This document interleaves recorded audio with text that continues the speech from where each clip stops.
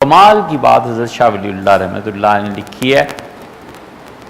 حقیقت یہ ہے کہ پہلی مرتبہ جب پڑھی حجت اللہ البالغہ میں تو آنکھیں کھل گئی۔ 77-78 کی بات ہے جب پہلی مرتبہ حجت اللہ البالغہ پڑھنے کا موقع ہوا، اور وہ بھی اساتذہ نے مسلسل توجہ دلائی کہ اس کو پڑھو۔ دیکھو حضرت رحمۃ اللہ نے کیا لکھا ہے، اب تک وہ بات یاد آتی ہے۔ کمال کی بات شاہ ولی اللہ رحمۃ اللہ نے لکھی ہے۔ انہوں نے کہا یہ جو نماز پڑھتے ہیں نا ہم، یہ نماز استعداد پیدا کرتی ہے اللہ کی زیارت کی۔ اس کی مثال ہم آپ کو دیں۔ حضرت رحمۃ اللہ نے اس کی طرف اشارہ فرمایا ہے، ان پچھلی 3 صدیوں میں اتنا بڑا آدمی ہے ہی کوئی، شاہ ولی اللہ رحمۃ اللہ ایسا بڑا آدمی ہے ہی کوئی۔ عالم دین کی جتنی شرائط آپ طے کریں نا، سب پہ حضرت پورے اترتے۔ کمال کی ہستی تھی۔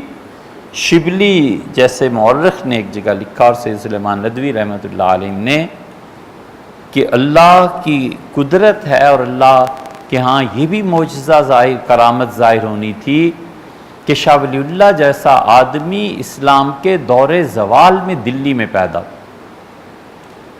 ورلڈ آرڈر مرتب کیا شاہ ولی اللہ رحمۃ اللہ علیہ نے۔ اگر مسلمانوں کی حکومت میں کہیں جان ہوتی اور ورلڈ آرڈر اس وقت کا نافذ ہو جاتا، تو یہ ایسے ہی ہوتا جیسے امریکہ نے ورلڈ آرڈر دیا اور وہ اب نافذ ہو رہا ہے آہستہ آہستہ پوری دنیا میں۔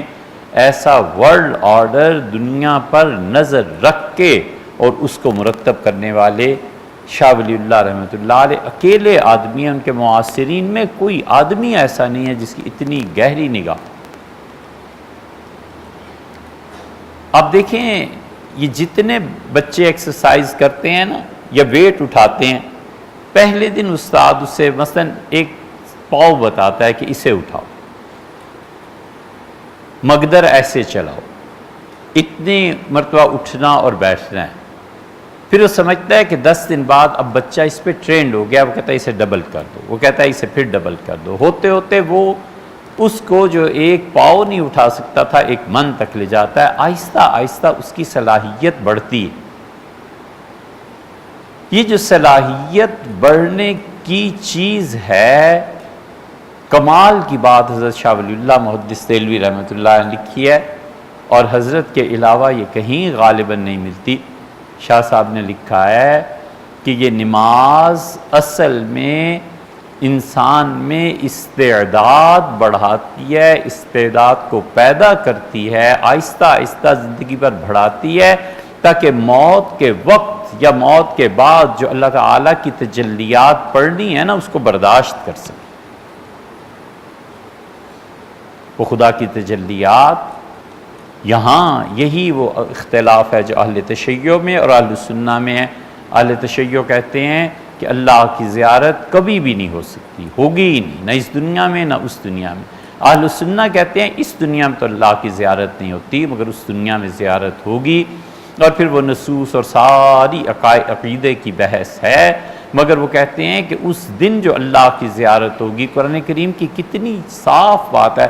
اللہ نے فرمایا انہم عن ربہم یومئذ لمحجوبون، اور قیامت کے دن میں ہم انہیں کافروں کو اپنی زیارت سے پردے میں رکھیں گے۔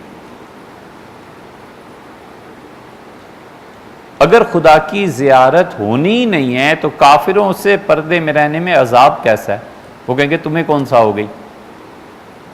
اللہ کہتا ہے نہیں، قیامت کے دن کلا انہم عن ربہم یومئذ لمحجوبون، قیامت کے دن وہ اللہ کی رؤیت اور اللہ کی زیارت نہیں کر سکیں گے۔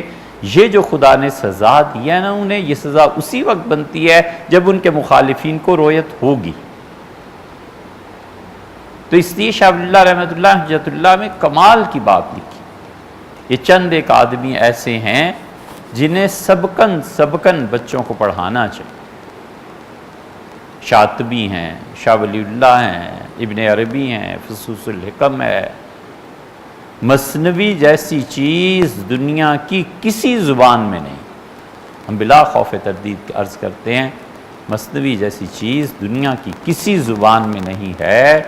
یہ چیزیں اور شاہ ولی اللہ رحمۃ اللہ علیہ کی حجت اللہ البالغہ خیر کثیر یہ بنیادی طور پہ بتاتی ہیں کہ دین ہے کیا۔